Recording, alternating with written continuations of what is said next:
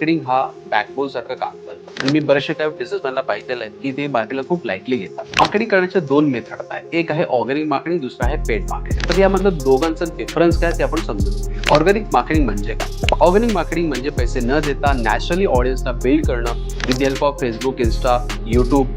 आणि या ऑर्गॅनिक मार्केटिंगमध्ये प्लॅटफॉर्ममध्ये एकही पैसा द्यायची गरज नाही, पण लोकांना व्हॅल्यू दिली पाहिजे. मग जाऊन लोक तुम्हाला फॉलो आणि सबस्क्राईब करतील. ऑर्गॅनिक मार्केटमध्ये खालील काय गोष्टी येतात. Number 1 that is Instagram reel without ads, YouTube videos with SEO, Google blogs, website SEO, WhatsApp community किंवा broadcasting and newsletter. Organic marketing खूप स्लो असतं, पण त्यात ट्रस्ट बिल्ड व्हायला खूप टाइम लागतो. पण एखादा ट्रस्ट बिल्ड झाला की ऑडियन्स लॉंग टर्म साठी तुमच्याकडे राहतात. ऑर्गॅनिक मार्केटिंग एक प्रकारचं रिलेशन बेस्ड मार्केटिंग आहे. तर आता समजून घ्या पेड मार्केटिंग म्हणजे. जसं की सिंपल आहे, नावाचं तुम्हाला समजतं. पेड मार्केटिंग म्हणजे अल्टिमेट पैसे देऊन स्वतःला मार्केटिंग करणं, पैसे देऊन मॅक्झिमम लोकांना अटेन्शन ग्रॅब करणं.